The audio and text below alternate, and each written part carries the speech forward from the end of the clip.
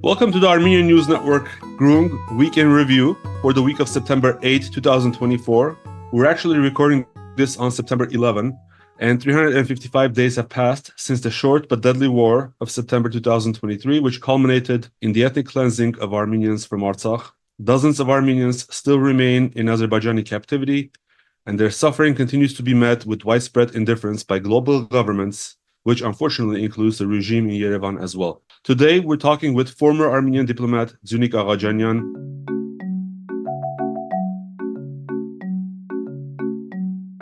Ողջույն Dziunik. Ողջույն. Ողջույն բոլորին. And welcome to the show. Let's begin our discussion with the recent reignition of the discussions around the Zangezur corridor. Following Putin's visit to Baku a couple of weeks ago, Russia's rhetoric became suddenly more harsh about Armenia blocking or sabotaging sort of the transportation links through Dziunik, which Azerbaijan and Turkey call the Zangezur corridor. We also know that there's a significant pressure from the West, whether it is the EU or the US, on Armenia and Azerbaijan to essentially open up some kind of a connectivity. They call it the middle corridor. Given Iran's previous stance, it came no surprise to us last week when Iran sent a very stern and clear message to Russia to back off from pressuring Armenia into compromising its sovereignty for a Turkish-Azeri corridor. And in general, Iran doesn't want to see any corridor, I believe. At least that's the feeling that I got. In fact, the Iranian foreign minister went to the unusual step of summoning the Russian ambassador over remarks that Russian foreign ministers and Russian officials made. So we wanted to ask, why was Russia motivated to make such harsh statements in the beginning? What is in it for Russia? Well, I think we need to look at the picture from different perspectives, and also keep in mind the fact that all this is happening when there is more acute tension between the West and Russia, and the competition between them is spreading all over the world and taking different shapes. I think what Minister Lavrov said in Baku was misinterpreted and taken out of the context. And then it was used to reignite the anti-Russian rhetoric in Armenia. Because I took the time to listen to his actual words being pronounced rather than the interpretation that was given in the media. And what he stated was that in November 9 document, there was the paragraph 9, which indicated opening of all the communication and opening up the connection between Azerbaijan proper and Nakhichevan. And the control of that particular path was prescribed to Russia, and that the Armenian side actually sabotaged the realization of that particular paragraph. That's what he said, which is in reality the fact, because as we remember in 2021 in January, there was a meeting and there was an agreement, and then there was a commission constituted, trilateral commission with participation of Armenia, Azerbaijan, and Russia to discuss the opening of all corridors. And then I think, if I'm not mistaken, 11 meetings have been held within this framework and certain agreements have been reached. The only disagreement which came as a result of the Armenian government's revealed shift to the West was that the Armenian side didn't want to agree to any kind of control from the Russian side to this particular route, and it did everything to start to move out the Russian presence in the region from Nagorno-Karabakh in the first place, and in that particular instance, they couldn't agree to additional presence by Russian forces in the form of any kind of control over the route. So this was the actual sequence of events and the whole logic behind the actions of different parties. What Azerbaijan was hoping by shifting to the west, first it was hoping to get the full control of Nagorno-Karabakh, which it eventually did. And then under the pressure of the Western governments, especially the US and UK, to actually have the opening of this particular route in the form of a corridor that would have some kind of a Azerbaijani or Turkish control that would actually guarantee unimpeded access for the Azerbaijani citizens, which is inscribed in that particular paragraph 9, unimpeded access.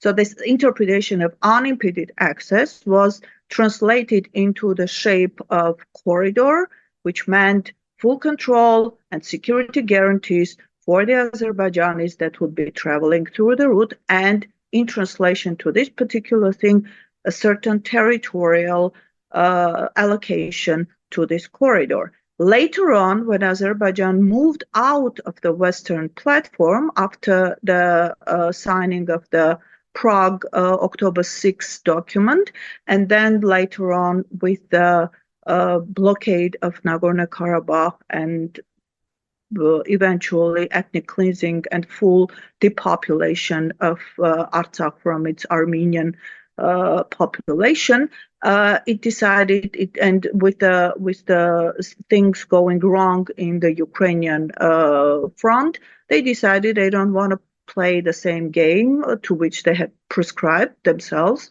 and that they are not going to get any kind of a concession in the form of territorial allocation to them or to Turkey or to any kind of a NATO-based presence, which is actually what is driving the Iranian side to say no, because Iranian side cannot accept any kind of either Turkic or NATO Western presence in its only border that is not controlled by an actually adversarial side, and which is guaranteeing its access to Europe through Armenia and Georgia. So that kind of a like anaconda policy being played out by the West, encircling Iran by adversarial forces, it definitely cannot agree to such a policy. And that's why we are seeing more and more pronounced articulation of the Iranian position, which is not usually the case, but given the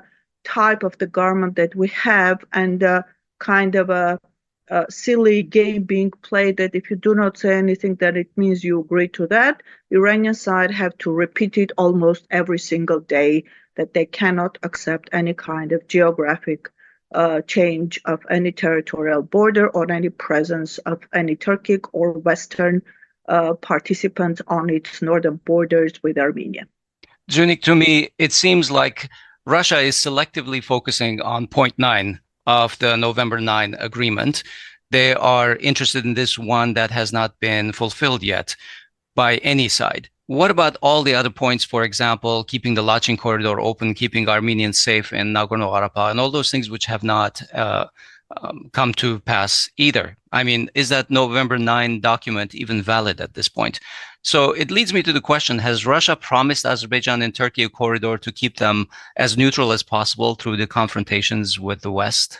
No, Russia has not promised anything, and we see that being pronounced and expressed by the highest authorities in Russia. And honestly, it is not to Russia's interest to have any corridor.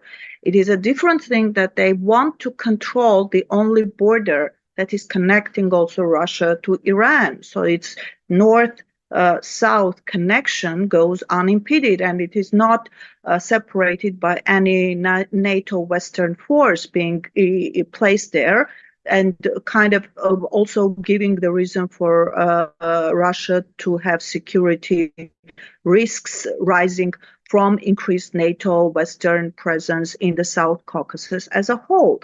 As for the rest of the document, of course, Russia has a lot of things that it didn't take seriously at the time when there were warnings coming from different sides of the Armenian parties, both in Nagorno-Karabakh and in Armenia proper. Of course, not the government or the leadership of Armenia, because it was playing the game with Turkey and Azerbaijan, along with the plan that was derived by the US and UK within the putting the whole South Caucasus under the NATO or the Western umbrella.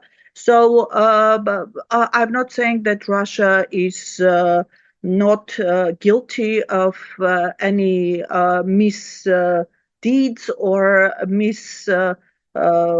decisions that were taken wrong or did not take it seriously. I'm sure that Russia didn't expect the full exit or exodus of the Armenian population, and it did not expect the ethnic cleansing that happened, because it was hoping that it would be able to stop the military action and then provide some kind of security guarantees for the rest of the population to stay there, and then negotiate some kind of a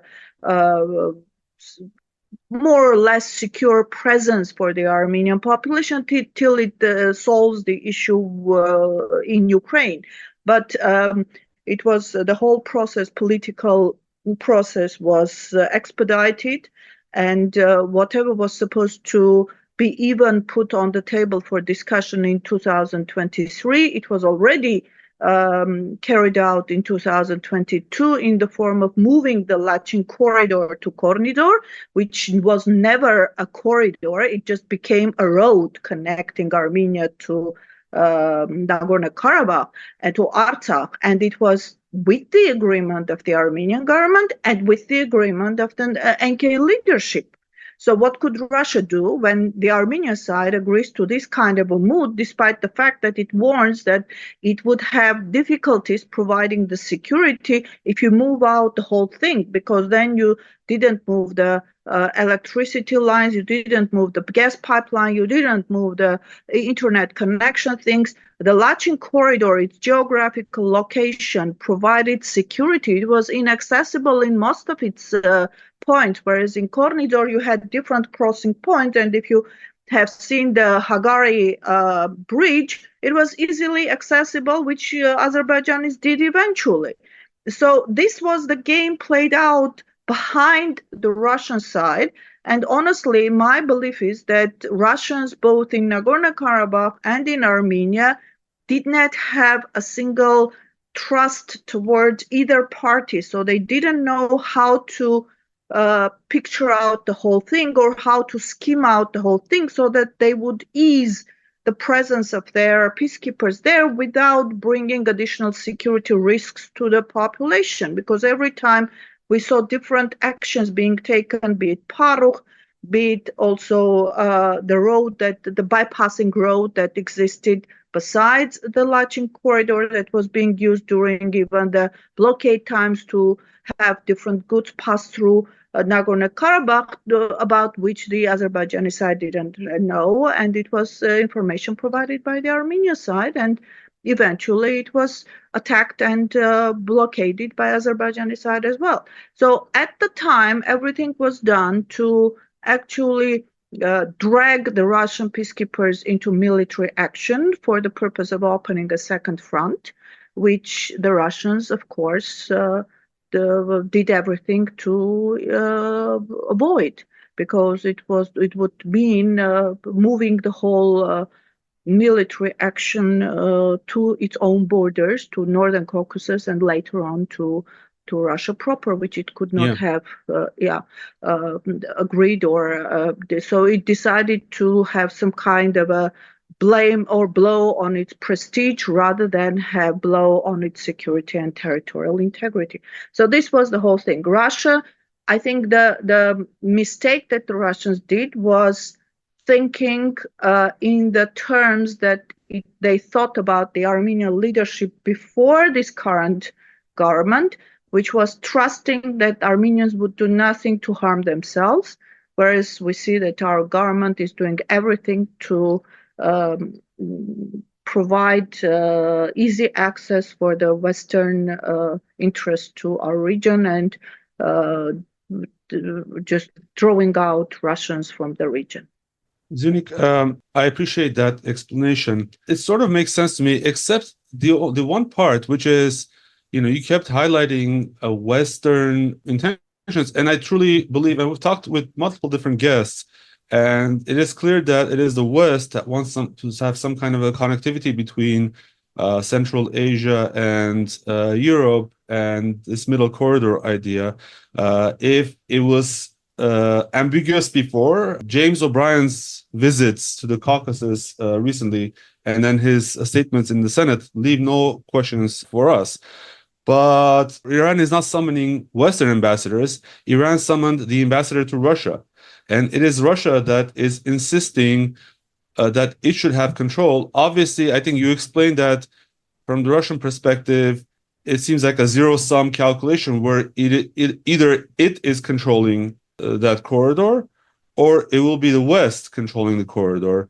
Is there no formula where Armenia can retain full sovereignty over its own land and still satisfy Russian geopolitical interests and Iranian geopolitical interests? And obviously that would go against Turkish interests, but is there no formula where Armenia doesn't give control to anyone?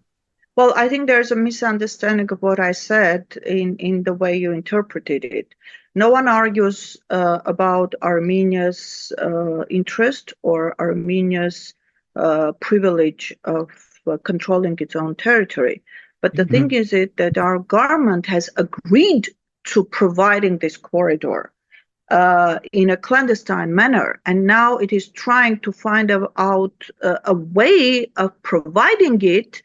But given the public discontent and disagreement of the population of any concession to any either Turkic or Western or any other side in the form of a corridor, the Armenian side and the West have to work out some kind of a scheme to show as if it is fully under Armenian control, whereas it is in actuality being controlled by the Western side. In my previous, I think, interviews, I have mentioned that this corridor is not intended as much as for economic benefit, but for the military transportation of heavy weaponry, which is needed to start or to provide necessary equipment for the any kind of military action in the northern part of Iran. So you need a road transportation which is not controlled, or it is unimpeded in a manner for this particular weaponry to move from one part of or from Turkey through Nakhichevan to Azerbaijan. And so this is the actual intention, which is being veiled by economic benefits, middle corridor, whatever you name it. Because whatever economic projects they have, they won't be in place for another 5, 6, 10 years. It is a long-term thing. And in order for that to be in effect, you need to have different contracts, different companies in place, already the plans in place, etc. Whereas we see that immediately after the war, Azerbaijan started building railroad coming to Mehri. So my question is, based on what they spent so many millions of dollars to build a railroad to which you don't have an agreement, unless you have an agreement which is not being shown to the public, right. Which is not publicized. So this is something that I think, because of the public discontent and all this difficult situation in Armenia, the Armenian government has difficulty to show in its full scale what has it agreed to. Rather, it's being presented in the form of say, Western company providing some kind of security, whatever. After the war, after 2021 elections, the Armenian government started working out the scheme of moving the Russian peacekeepers out of Nagorno-Karabakh and the Lachin corridor and providing it, actually agreeing to full Azerbaijani control over Nagorno-Karabakh. And in that time, they decided to play this game, equating the Lachin corridor with the so-called Zangezur corridor, knowing well that the Armenian public in Armenia would never agree to anything like that. So that was the justification in the public that we have to agree to that in order not to provide this. And they were actually proudly stating on different levels, parliamentarians, etc., representing the civil contract party, that we have won this game and we have succeeded in keeping our territory intact. Whereas they were just playing the game for the Armenian public in order to have this understanding that we need to give up the Lachin corridor. So this process has taken different stages. The discussion has never gone out. Even when they stated that they have taken the communication issue out of the peace agreement, the issue hasn't gone anywhere. It is just being dragged into the backyards of the discussions, pushing to the front some kind of a paper that will have some points, which both the Western side and the Armenian government would just shake in the faces of their public and state that, well, we have come to a peace agreement or whatever. In effect, that will not provide any peace.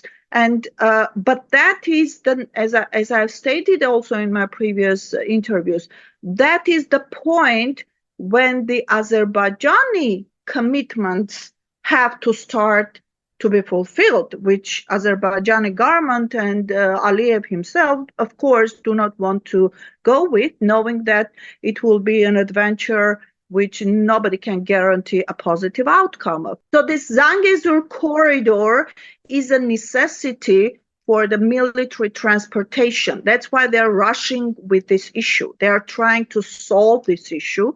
And also on the basis of this issue, they will try to push Russian border guards out of the Mehri border. So it will eventually turn into total NATO, later on, Turkic control.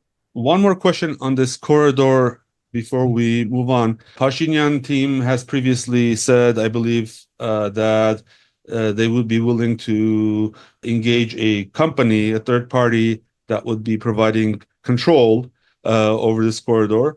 And then Arat Mirzoyan backtracked and clarified on Monday that this private security control company would only accompany passengers and cargo on trains, and he, I think, appeared to rule out any actual control.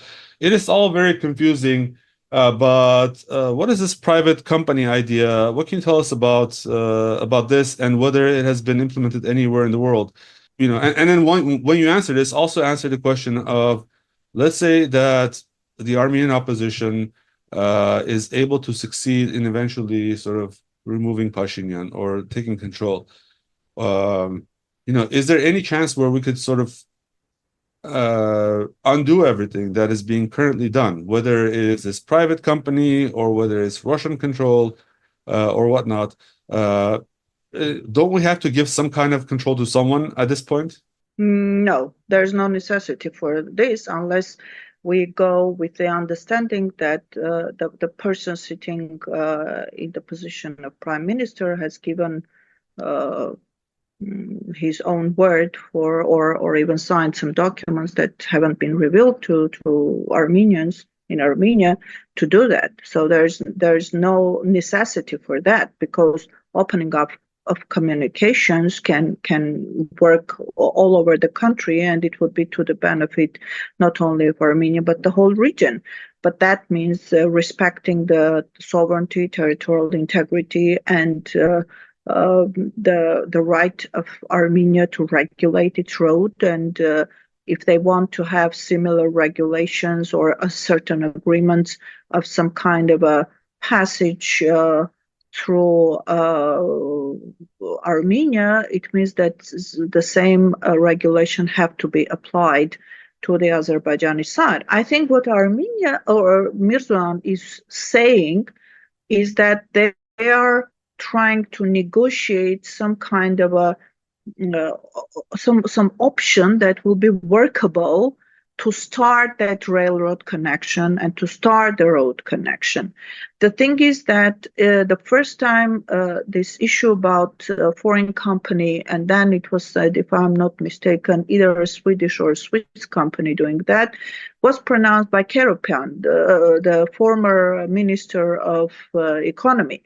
And then there was an uproar in the public, and they just put that aside, the discussion. And then the certain elements of this discussion started to come out. But the thing is that any Western company means Western presence in the northern borders of Iran. And it, in effect, means transferring your southern border control to Western country. So this means actually bringing in Western powers in addition to Russian presence. And the first instance of this Western presence were the EU so-called civil monitors that were introduced on the Armenian border. If you follow their discussion, then it was said that the agreement was to have these EU monitors on both sides, both the Armenian side and the Azerbaijani side. But Azerbaijan would never agree to any foreign presence on its borders. And Azerbaijani side said no. And then the EU monitors were introduced only on the Armenian side. And now the Azerbaijani side is trying to push them out. So now we have EU/NATO military presence in the form of civil monitors in Armenia. We have the Russian base, which is in accordance legally with our security agreement. And then you have some kind of a third party which would go to your southern border, actually controlling the whole connection with Iran, which is totally unacceptable to any Armenian. It means just putting your country into some kind of a grinder and then giving pieces of it to different parts and then thinking that your country will stay intact. It will never stay intact then. The Azerbaijani and Turkish side would definitely move into Armenia and make use of the situation. We have seen that in Georgia. And if you do not have total control of your own territory, of your customs, of your security, then you have issues.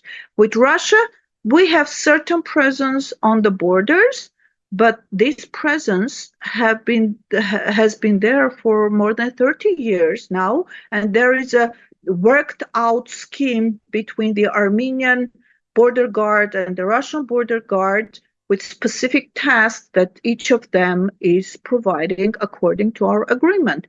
So this is difficult, and we see with the EU so-called civil monitors that they have provided privileges that even the government cannot control or cannot scan or screen anything that is being brought into the country for their purposes, whatever purposes that is. We do not see the records, we do not see the reports. We are not provided any information of what they are actually doing. Any Western diplomat or delegation coming can easily go to border and go to monitoring with them, whereas the Armenian journalists cannot do that. The Armenian public cannot do that. So it's like you are under some kind of an occupation. The information is going to the Western countries, to NATO, and you don't know what kind of information is being gathered. They are going throughout different villages asking very interesting questions about Azeris living there and whether they will be happy for them to come back or what kind of conditions. Maybe they are already planning for their return or providing some kind of information to the Azerbaijani side, as I think Hovik expressed at the time that they are being discussed with the Azerbaijani side, whereas they are not being discussed with the Armenian public. So there are a lot of questions being raised. And in addition to that, to have some kind of a Western company doing whatever in our southern borders, this is too much, I think, for us. Well, given all this wrangling over Armenia's south, last week Aliyev said that 80% of the so-called peace agreement with Armenia is agreed upon. He again repeated that changing the Armenian constitution as a demand is still not fulfilled. We've talked a lot about this constitution topic, but what else is up in the air? Well, I think the most important issues are not being agreed upon. I don't know the exact content of it, but I can imagine, given the fact that they have already taken out the issue of hostages and prisoners of war out, they have taken the issue of communication out. Dziunik, there's a lot of secrecy around what is being discussed at this point. Both sides are refusing to talk about it. Yeah, I'm judging based on my knowledge of what we discussed at the time with Azerbaijan and what their on the level of Aliyev or other government officials is being pronounced. I think there are certain demands that they have put there, including the so-called return of Azerbaijani refugees to Armenia, which is totally illegal given the fact that they have left Armenia on their own decision, having exchanged their property or having sold their property, and a very small percentage that hadn't done has received compensation during the Soviet time, and during the Soviet time you didn't have any property rights as an individual. So you were considered to be citizen of the country where you actually lived. You were registered there. So these people have left, and I remember at the time they had left by the order of coming from Azerbaijan at the time. They just gathered together within 2 weeks, everybody safely with all their belongings left Armenia. And to demand any kind of return rights, legally they have no right for that. But I think Azerbaijan is trying to put that into the agreement, and in order for him to provide some kind of a, I don't know how to call it, intrusion of Azerbaijanis into the Armenian society in parts of Armenia where it eventually wants to create legal grounds for later separation. So these are areas, and they, I think, have published some maps and have published some lists even of the areas where they intend to have the return of these so-called Azerbaijani refugees, etc. And the whole rhetoric about Western Azerbaijan, this is just showing that they don't want any kind of peace. They are playing it out for more than 15 years now, and they are pushing it, I think, forward with the whole concept of creating a mythological entity called Western Azerbaijan. But when you don't have any reaction or any kind of very strong opposition from the Armenian side, eventually it is getting some ground in international arena, and it is starting to play around. We have seen that with Nagorno-Karabakh. Eventually they got to that level when they are now trying to erase any Armenian presence in Artsakh and trying to present themselves as even Christians at the time, so Caucasian Albanians. And this whole story is gaining ground with even payments made to different kind of false historians that are actually creating myths about their presence and trying to create historic background for their claims. Even in the US, you have seen this kind of faculties or historians being raised for decades in the West that are publishing books that have nothing to do with historical facts or... It's Armenian genocide part 2, basically. Actually, we are going through genocide process. The other day I was thinking that genocide never stopped. It just transformed into different shapes. And now we are going through the modern stage of the genocide continued. Yeah. So both countries have said that about 13 out of 1,000 kilometers of border have been delimited. What's the outlook of this demarcation business, especially since I think it was yesterday or a couple of days ago that Pashinyan mentioned that there is huge progress in the border delimitation process? Well, there's no progress. There was only concession from the Armenian side. Our territories that have never belonged to even Azerbaijani SSR were passed to Azerbaijan in Kiran's village, and we have never seen Armenian occupied areas being returned to Armenia in that area where they are claiming as if successful delimitation has gone through. Actually, we have seen demarcation process first. There is no delimitation.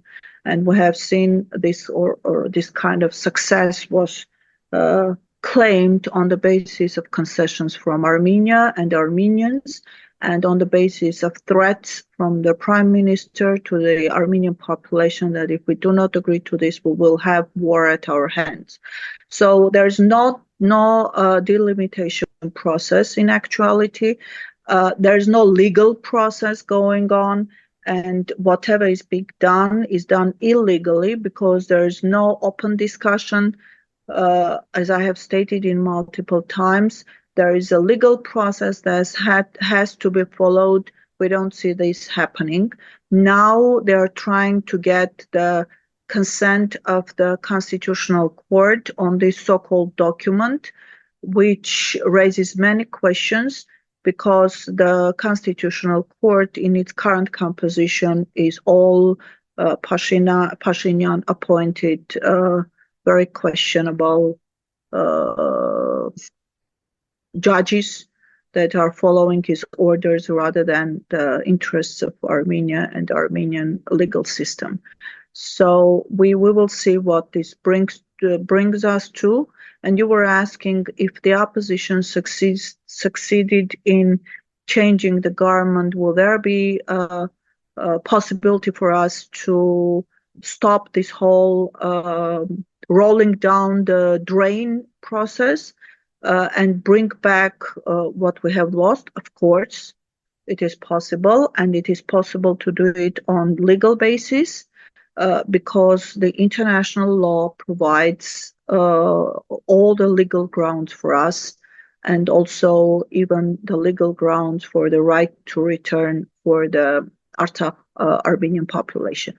So about that topic, in his press conference on August 31, Pashinyan said that raising the issue of the rights and security of the refugees from Artsakh contradicts the national security of Armenia. In response, Artsakh President Samvel Shahramanian vowed to not jeopardize Armenia's national security in his quest for a mass repatriation of Artsakhis back to their homeland. So can you talk just a little bit, explain to us what was this back and forth between Pashinyan and Shahramanian all about? Is Shahramanian actually working on the return rights and security of Artsakhis with Azerbaijan? Is there a back channel going on there? Regretfully, there's no back channel. But the right of return for the Armenians of Artsakh is internationally guaranteed. It's part of the international law, and nobody can take it out from them. The thing is that Pashinyan, of course, would not agree to that because he himself gave up Artsakh. And he did everything to erase any status or even the right for independence or the right for any kind of autonomy. Not even autonomy, not even autonomy. So that you remember that they were lowering the bar, and then they just told Artsakh leadership to go and discuss everything with Azerbaijani leadership, and then he agreed to Artsakh being part of Azerbaijan, and then they were trying to force the Artsakh leadership and the Artsakh population to agree to all demands coming from Azerbaijan, whereas Aliyev was stating that we're not going to give any rights to them. So if they want to live as part of Azerbaijan as any other Azerbaijani citizen, they can do that. And we know what happens to Armenians if they do that. And if not, they are free to leave the country and go and live wherever they want. So it meant in translation that we're going to gain the territory without Armenians, to which they did everything to achieve that goal. Of course, they did not expect Armenians to leave the Nagorno-Karabakh under the threat of physical existence as one person, and they were thinking that part of the population would leave, part of the population would stay, and they have no other way but to agree to some kind of a way of getting some citizenship or whatever in order to stay in their own houses. But people knew what would come after that. Maybe they wouldn't be killed the next day, but they would be forced out a week later or a month later, or they would. We have seen that even during the Soviet time. You were asking about this accompanying or some kind of a security company that would accompany the trains to Azerbaijan. In Armenia, these trains during the Soviet time passing through Armenia had never issues, whereas the trains with Armenian people passing through Azerbaijani territories have always had issues. Almost there was no month or no week that we didn't have incidents of Azeris threatening Armenians in these trains. And given the history, given the record, we can easily state that there was no future for Armenians in Azerbaijan. Yeah, that's right. I mean, look at Nakhichevan. That was the reason why Armenians raised the issue of self-determination in the first place in the 80s.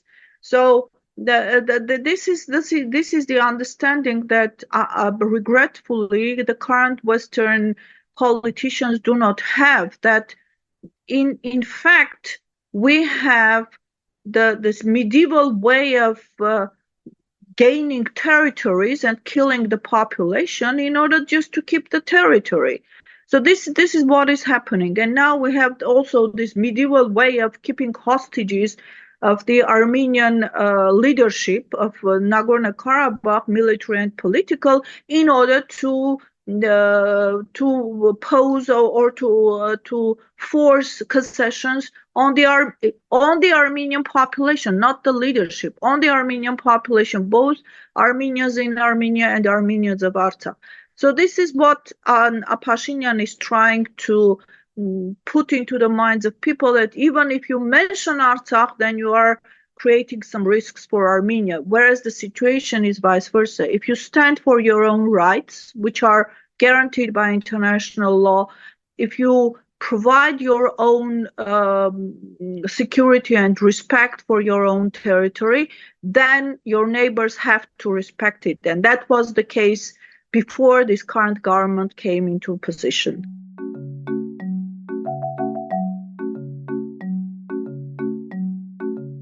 Hovik, let's just take a moment here. We'd like to remind everyone to go to our donate page, podcasts.groong.org/donate, and consider buying us a coffee or two, or better yet, become a sustaining member of Groong and give monthly. We like to believe that we are unique in the category of Armenian podcasts. We digest Armenian news weekly and bring you interesting discussions relevant to it. We've always been a labor of love, and we're not only nonprofit, but we're also non-budget. Just 2 to 3 friends who have committed our lives, time, and effort to understand the world around Armenians and sharing that understanding with you. Of course, we will continue our work as we always have, but we are stronger with you than without you. Your support will help us expand our reach to more people who are interested in Armenian news and affairs around the world. So please visit our donate page, podcasts.groong.org/donate, and consider supporting us. Thank you in advance. We appreciate your listening to us and take that trust and your support very seriously. Thank you.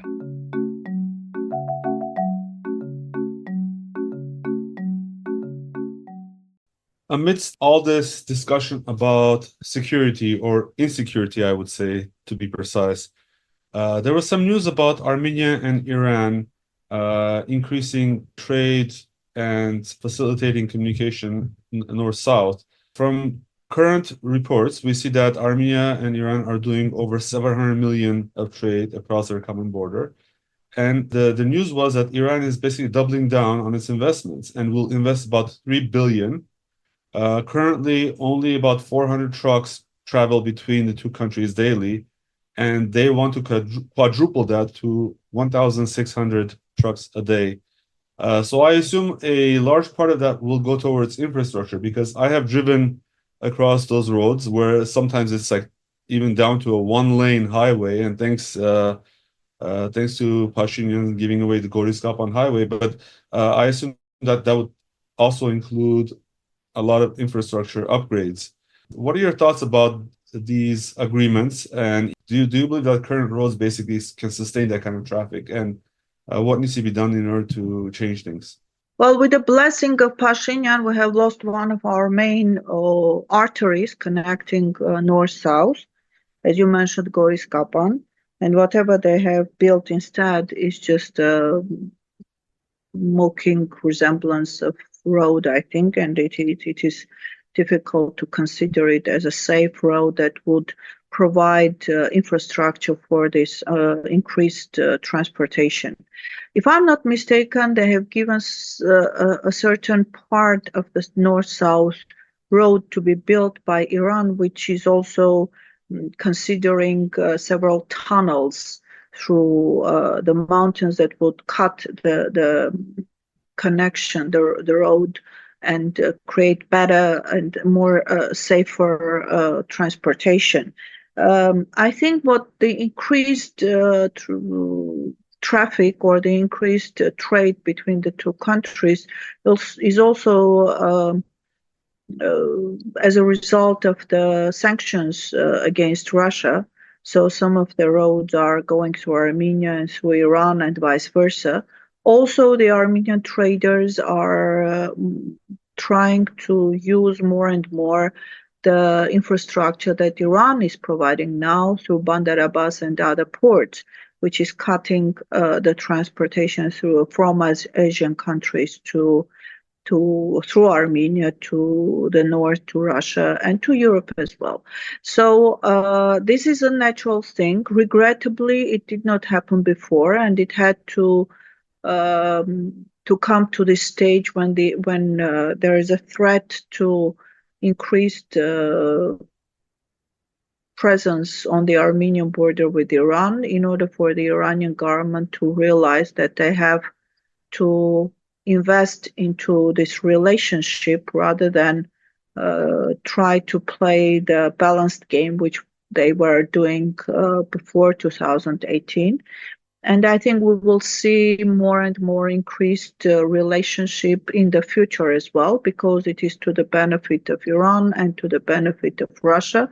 And they are trying to build these connections that would make it easier for them and not rely only on one partner, so that they can have this competition between the transit routes, so that all of them would work properly, rather than be influenced by any foreign actor and be influenced by any sanctions that would be imposed on either of the parties.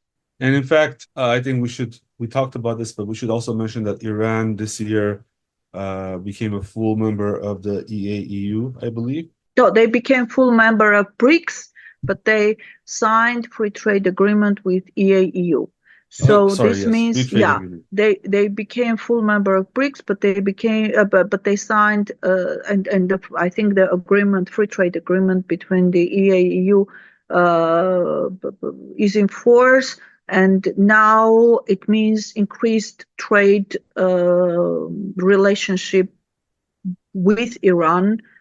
So it has to go through Armenia. And yeah, basically Armenia. What I was trying to say is that Armenia is the only land border between Iran and the EAEU. Also, I think Armenia is a preferred road for Iranian traders as well, because they have always felt safer in Armenia. I don't remember any major issues with them.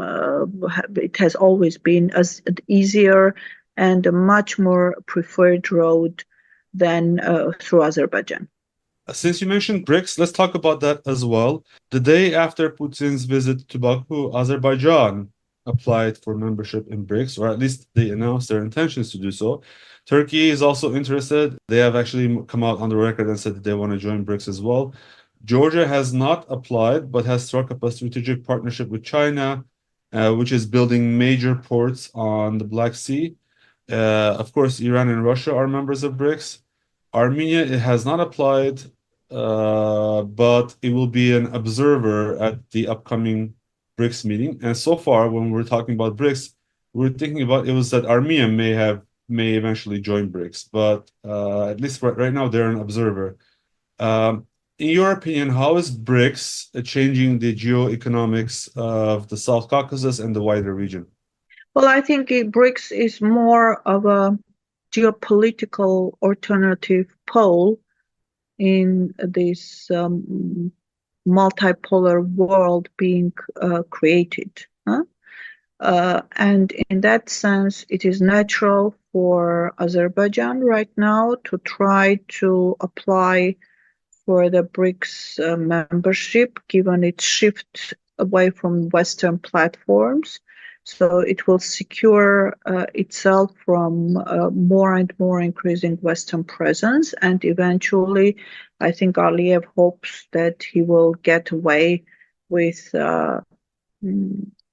not implementing his commitments against the US and the British partners, for which Nagorno-Karabakh was presented to Azerbaijan.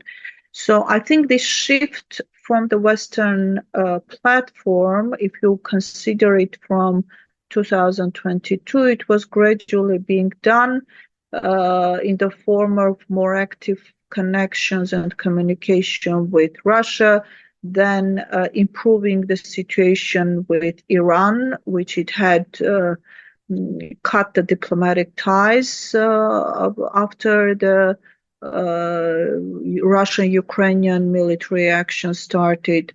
So you see increased improvement in that field, and then eventually reestablishment of this relationship and opening up of the embassy in Tehran. And then you'll see more and more economic ties with Russia and shift towards all the organizations that are Russia-based in a way, so that they could secure an alternative, I would say, shield for themselves, that would provide some kind of security and economic presence for Azerbaijan that would be out of the Western reach. So this is what is being, I think, the behind the actions of Azerbaijan. With Turkey, I think Turkey is playing the game of very gradual and small shifts again to protect itself, but also Turkey is, I think, blackmailing also the Western partners with this action, because it has been promised certain things like F-16s, etc., and then you might have heard about this discussion of giving up the S-400 equipment. And so I think on one side, Turkey is trying to get itself out of these sanctions that West tries to impose on Turkey in cutting the relationship with Russia, and on the other hand, to create some kind of basis for future relationship with this alternative geopolitical pole that is gaining more and more power to secure its own economic and later on political presence and position in the region. So BRICS is gradually becoming this alternative world, which is more beneficial for most of the countries in the world, because it is not imposing any kind of military or economic laws or political decision making, which is the usual way of relationship with the West. So this is mostly beneficial for most of the countries, and that's why we see shifts from the Western platforms with Saudi Arabia, improving the relationship with Iran. We see most of the Arab countries also starting their relationship with the EAEU or Brics. So this play out alternatively, huh? The same goes with Asian countries, Malaysia, Indonesia. All these countries are trying to create connections so they are not left out of this alternative world being created and later on have their political say in the form of the geopolitical scheme that will eventually be created after the war in Ukraine and after this, as they say, post-World War II agreement is no more in force. You mentioned that BRICS is a geopolitical alternative, but we're talking with different scholars around this shift to a multipolar world, and it is my understanding that during multipolarity, this bloc mentality has less and less of a significance. The reason I mention this is because if the EU or let's say NATO is one bloc that is allied with the West, and their policy is a zero-sum game between either you're with the West or not. How is BRICS going to be different in your opinion? And do you believe that it is essentially can there be some is there going to be competition between BRICS and other organizations, or can countries be both members of the EU, for instance, as well as BRICS?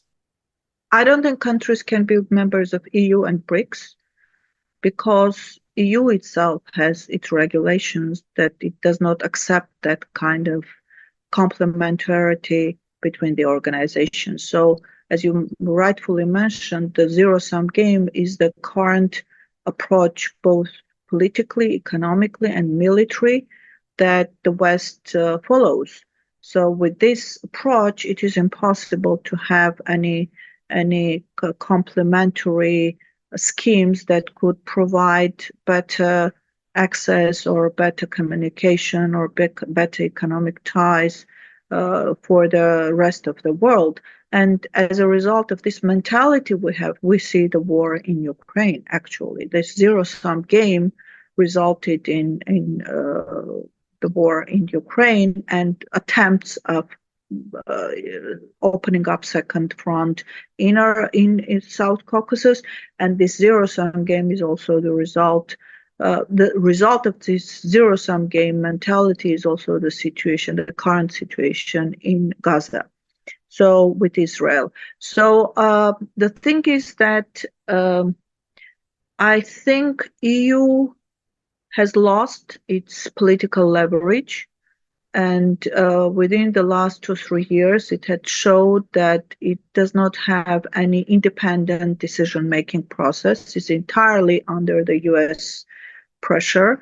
And the same goes with its military capacities. So we see that NATO is also fully providing the US hegemony in the world. And this whole decision-making, political activities, and economic attributions of different sizes, and the whole process showed that EU is no more an independent actor. So EU by itself, I think within the next 2-3 years, will fall apart because economically it has lost its leverage. The social situation in the countries is becoming more and more tense, acute for the population of these countries, and eventually, in order to preserve their own economic entirety and totality, the EU countries will be forced to draw back the financial resources from EU organizations, the overall organizations or the bodies in Brussels, in order to help their economic recovery in their own countries and then sustainability. This is the process that we will see within the next 2, 3, 4, 5 years. We see already the political implications of what is happening nowadays by different kind of far right or right, or I would say nationalistic parties gaining more popularity and coming to the political stage in the European countries. And this will definitely translate into a totally different kind of European architecture than we see nowadays. This would definitely have its own implications on the overall economic and organizational composition in the world as such.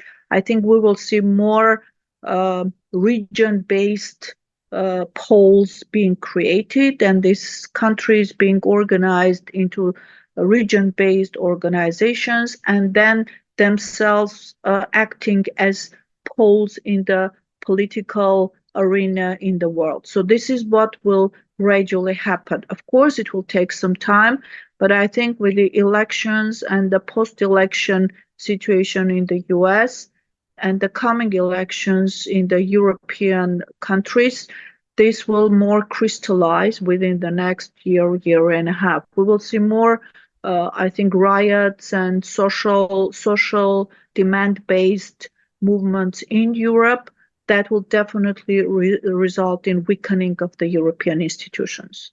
All right, let's turn to a domestic topic here that's been of interest to us. Armenia's National Security Service, the NSS, which has sole jurisdiction over state secrets and who gets to see what, is slowly being gutted by Pashinyan and his government. In 2022, it lost its major crime and corruption investigative unit to the so-called Investigative Committee, and it lost its unit for protecting high-ranking officials to a unit directly reporting to Pashinyan. Also in 2022, former ombudswoman Kristina Grigoryan, Pashinyan appointed her as the head of the newly created Foreign Intelligence Service. I'll call it the FIS, but I don't know of an acronym for it. Now Grigoryan and the FIS want to remove the NSS from its oversight of state secrets. Generally, there's always a core issue to these seemingly bureaucratic and boring organizational shuffles. You know, who takes over what organization. But what is the deal behind all these Secret Service shuffles? Well, I don't know whether to believe or not to the explanation that the NSS has given, that in actuality it is not losing its function towards the secrecy of the document. But we have to look at the situation from the perspective of Armenia's shift to the West.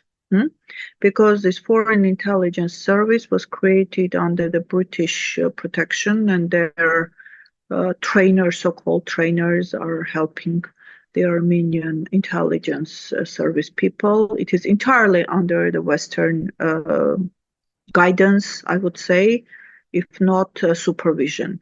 So what the explanation, I think, and I tend to believe that, is that there's no trust toward the NSS, and they believe that the people in NSS have connections with Russian intelligence services, and in order to cut these ties, they have to gradually actually roll it out of existence and slowly move these officials into different organizations so that eventually then can close it down and put the whole security service and intelligence unit under Western intelligence services. So this is part of this whole move. Kristina Grigoryan, you said, was trained, and she was trained in Britain.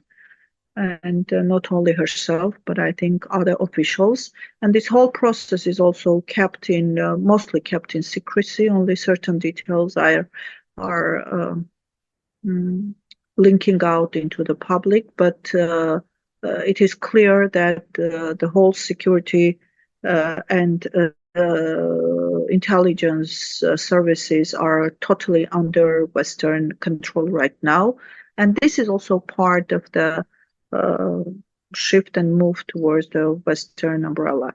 The decisions and different changes in the laws that are currently being introduced are also part of that, and they are trying to gain control of the whole country.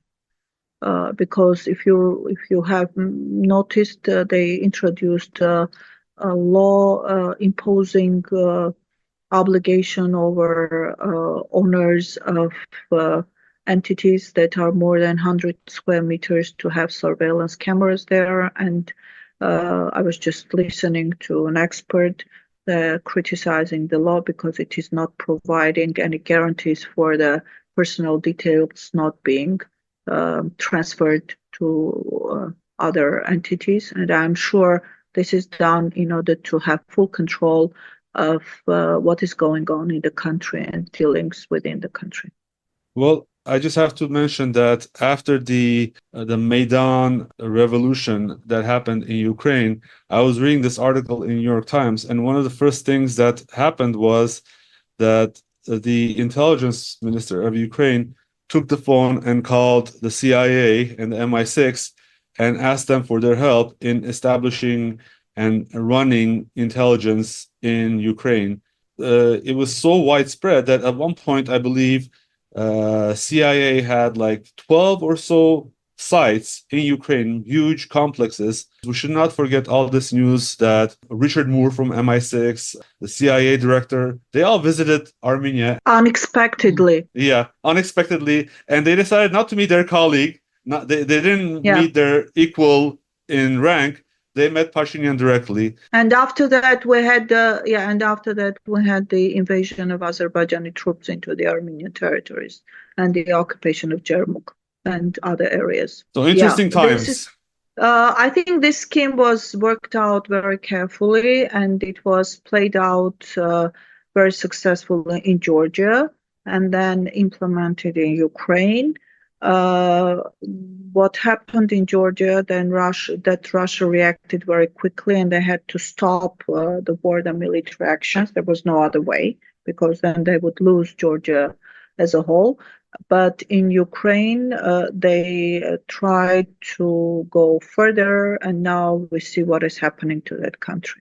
Well, they moved decisively in Georgia, and they moved decisively in Ukraine, but I'm very surprised that they haven't done that for Armenia. Well, they're trying. I wonder what's coming up. Yeah, they're trying, but it's not easy, because I think a lot of people in Armenia have full understanding of what is going on, and I think the popular discontent is what is keeping them from going very fast. Dziunik, our two neighboring countries in the South Caucasus, Georgia and Azerbaijan, have elections coming up and had elections recently. Mm-hmm. Very quick questions for you. What's at stake in the Georgia elections on October 26th, and what's at stake for Armenia? Mm-hmm. Do you know? Can you tell? Well, I think what it is Georgian elections are very important. And I think what the West will be attempting to do is get back the full control of the government by bringing its own people into the governing positions. I don't know why, but I'm sure it will not work out. I think Georgians learned their lessons well, and during the last 15 years, they saw fully what the actual promises of the West and the result of those promises are, in the form of country being occupied by Turkish people and then losing their sovereignty and gradually losing their independence over decision-making processes. So this is what is happening. Yeah, if you listen to the EU, they're billing this as a pivot to the East or a pivot to the West. Their language is very doomsaying, that this is the end of Georgia. This is the end of Georgia as we know it if they continue on this path. That would be the end of Georgia as they want it. Yes. But not the end of Georgia as an independent country. Actually, Georgia, by its recent moves, have increased its sovereignty and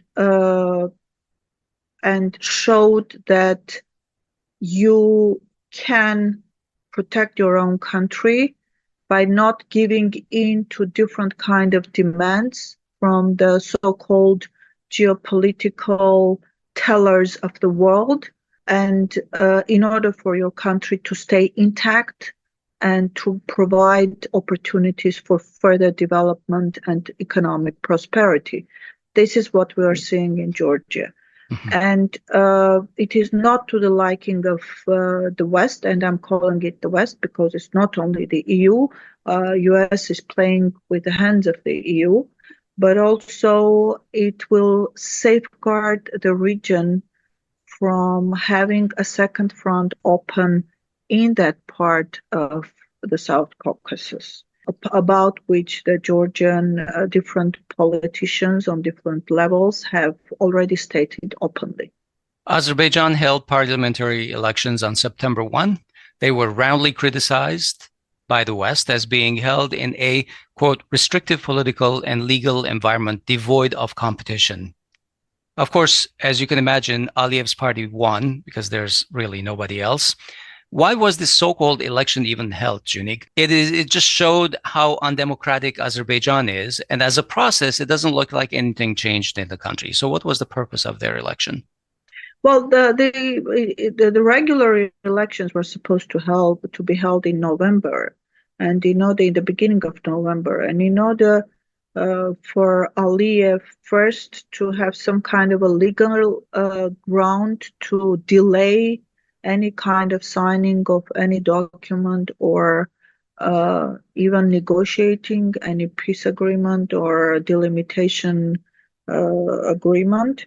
They brought up this election issue, hoping that they will save time and developments both in the region and in the Ukrainian front will change the geopolitical situation and they will have an easier hand to go with. Well, of course, nobody believed that you could have any free and fair elections in Azerbaijan. I think it will never happen, given the structure of the society and the government there, and given also the fact that actually the Western countries, I call it, they gave free go to Aliyev in order for him to just simply fulfill his own commitments that he has given to the Western decision makers. With the hope that after these elections, he will go with the signing of the peace agreement, opening up the opportunities for pushing Russians out from here and opening up the border with Turkey, having normalization of relations with Turkey, and then eventually going with opening up the front with Iran. But as I have mentioned on multiple occasions, Aliyev is not going to do that. And what we saw, this coincidence of presenting the regulation about delimitation and demarcation just several days before the elections in Azerbaijan, because everybody knew what would be the outcome of these elections. So this is not coincidental. It is being worked out. It is agreed upon with the Western governments not to criticize sharply Azerbaijanis.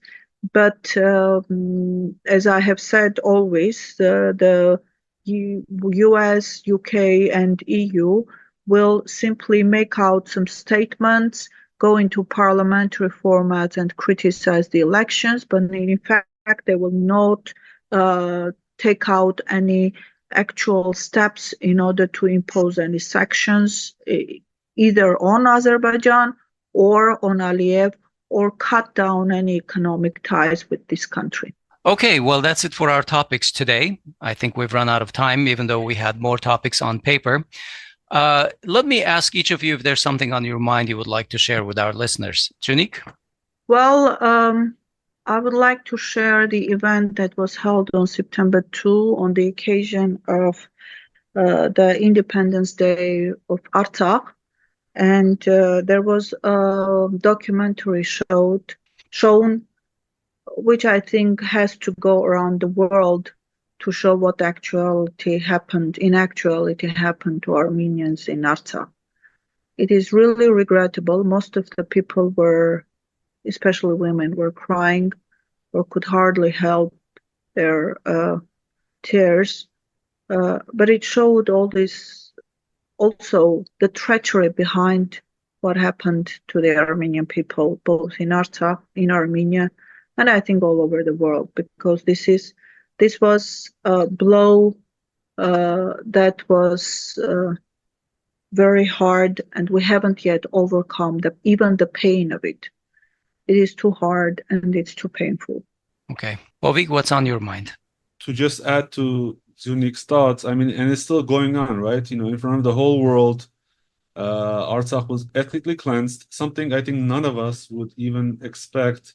As cynical as we may have been, not in our worst sort of predictions would we expect this outcome, and the world seems to be completely okay with it. What I would urge is to not allow Azerbaijan to greenwash this activity by, hosting this COP29 conference, regardless of whether Pashinyan is okay with it or not.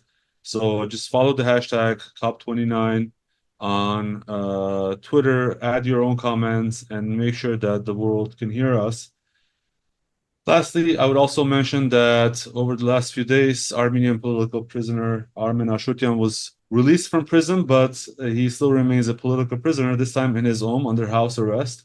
So after, I believe, more than a year in jail, it was such a farce that now, I think they have to somehow soften the punishment. And now, essentially, he is a prisoner in his own home. But I think that we should not lose focus also of the Armenian political prisoners who are serving time in jails in Armenia, while Artsakh leadership and other Armenians are serving jail time in Baku. I would like to add that currently we're experiencing genocide being played out in the plain daylight with the blessing of Western powers, both with Armenians and also in the Middle East with the Palestinians. So, and we see what kind of actual realpolitik was carried out also 100 years ago when the Armenian genocide took place in the beginning of the 20th century. So this is really sad, but we are experiencing it on a daily basis. All right. Let's leave it there today. Thank you, Dziunik, for joining us. Thank you, Dziunik.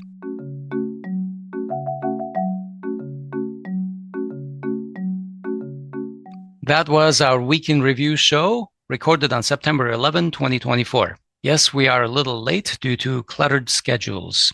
We've been talking with Ms. Dziunik Aghajanian, who has served Armenia through the ranks of the Ministry of Foreign Affairs, and most recently as a diplomat, as Armenia's ambassador to such countries as the Netherlands, Malaysia, and Indonesia. For more on Ms. Aghajanian, please visit our show notes through podcasts.groong.org.